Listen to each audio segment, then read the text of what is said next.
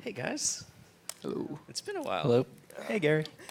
This is all really amazing work. When I think about the theme Provoke, the thing that stands out to me more here is you've all kind of honed in on more thoughtful ways of living and working, and I think it's very clear where these ideas come from.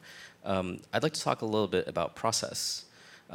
You've presented very crisp kind of final projects here. I'm curious what the experience was like along the way. How did you go from something that is so broad, all these topics are very broad, and finally decide upon the solutions and projects that you decided to focus on? Mostly through pain.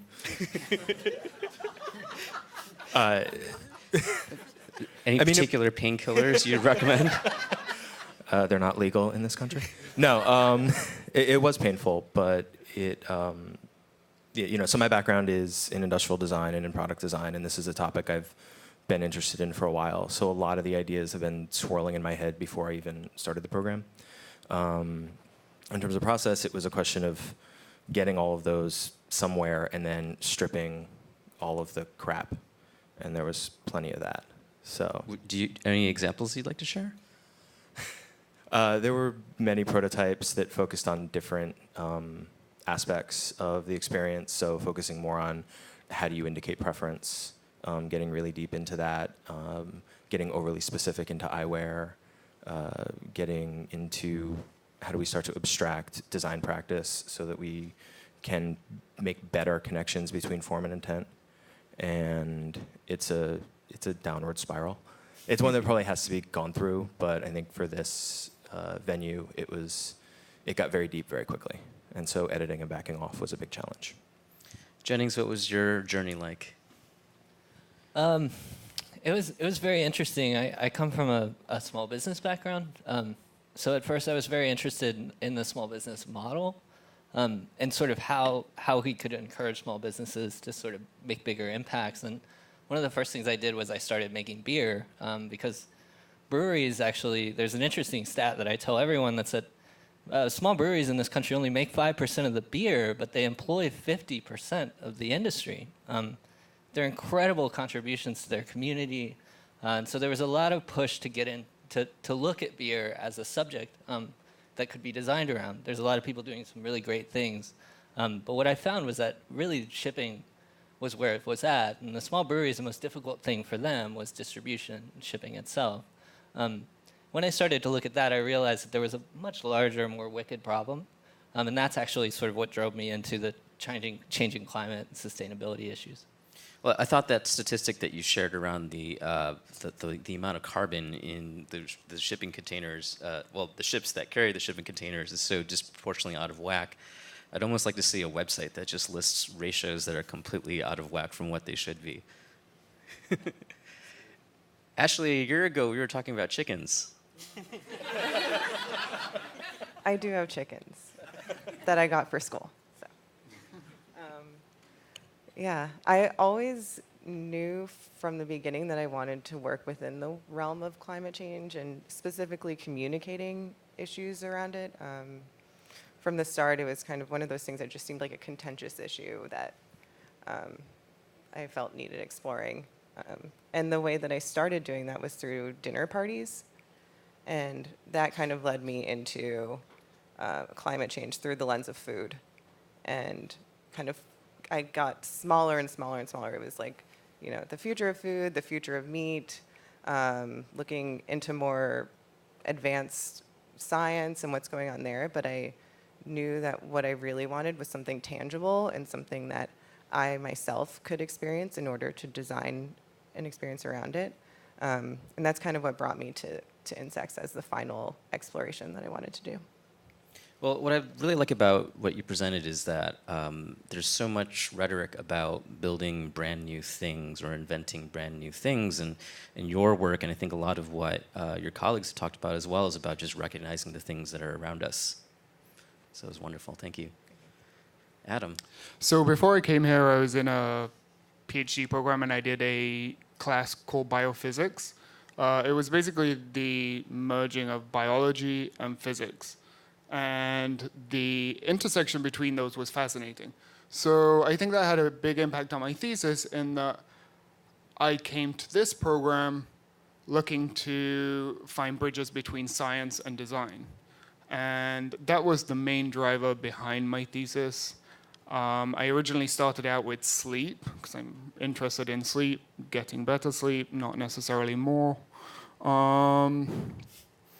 And then, with the help of Ashley, actually, we did an exercise with Megan and Eric. We made a bunch of images, and Ashley's like, these images do not look like sleep, they look like light. And I was like, oh my God, I know so much about light and sleep, and then I switched sleep. So the sleep kind of dropped by the wayside, but the focus became light. So these projects are the culmination of a year-long, if not longer, process of thinking through ideas. It's a very arduous technical journey. It's also somewhat of an arduous emotional journey as well. I'm curious if there are personal lessons that each of you take away from the past 12 months that you'd like to share with the audience.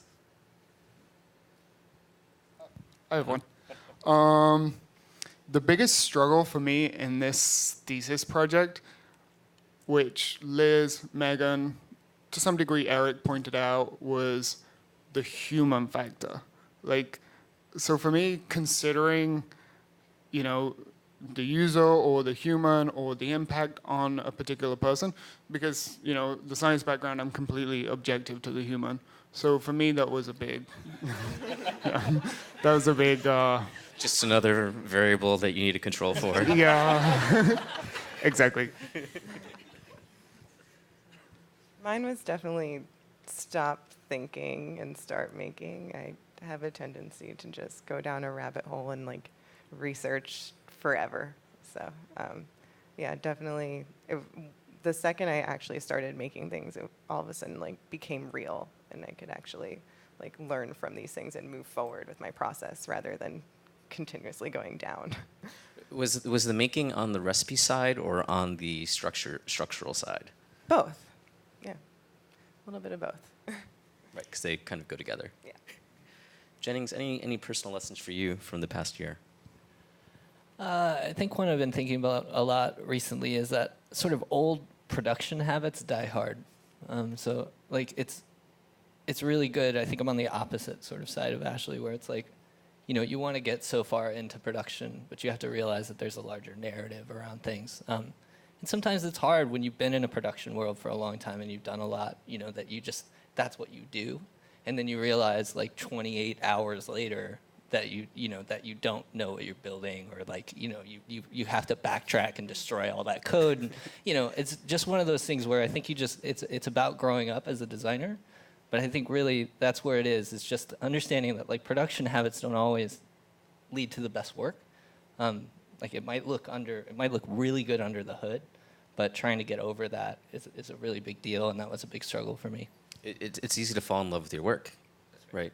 And to a degree, I think all of you have had to work on finding ways to separate yourself. Steve?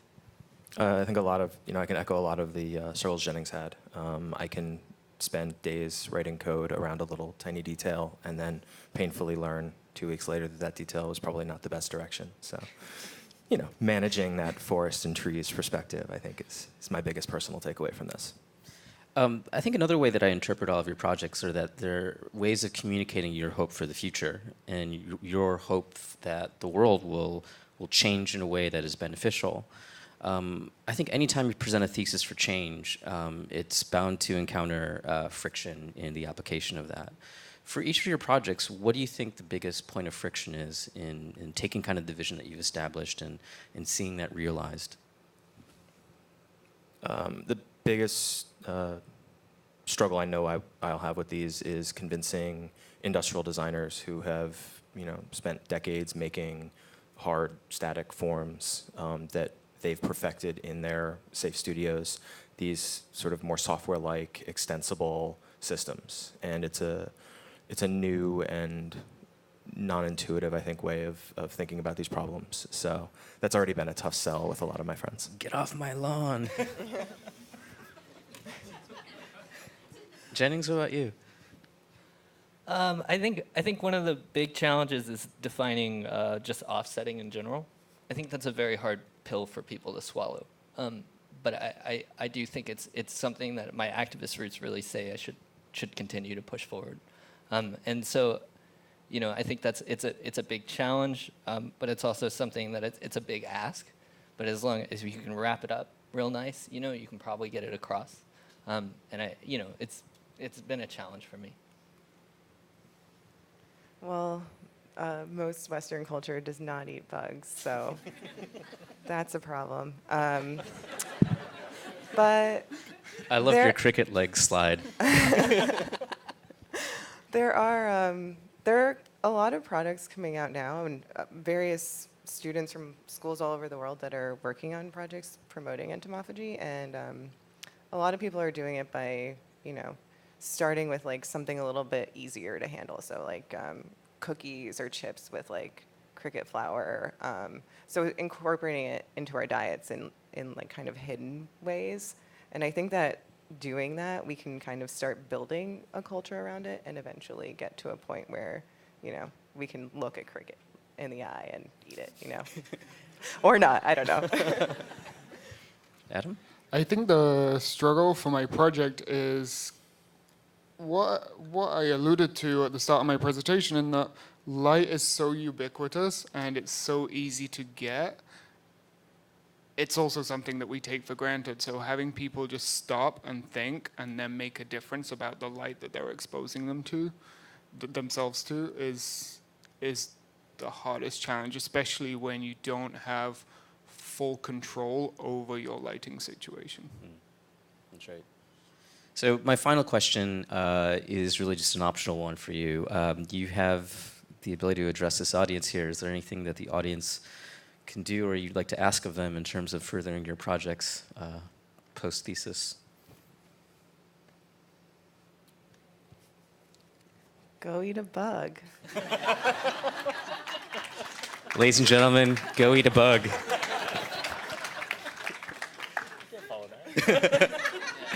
Great.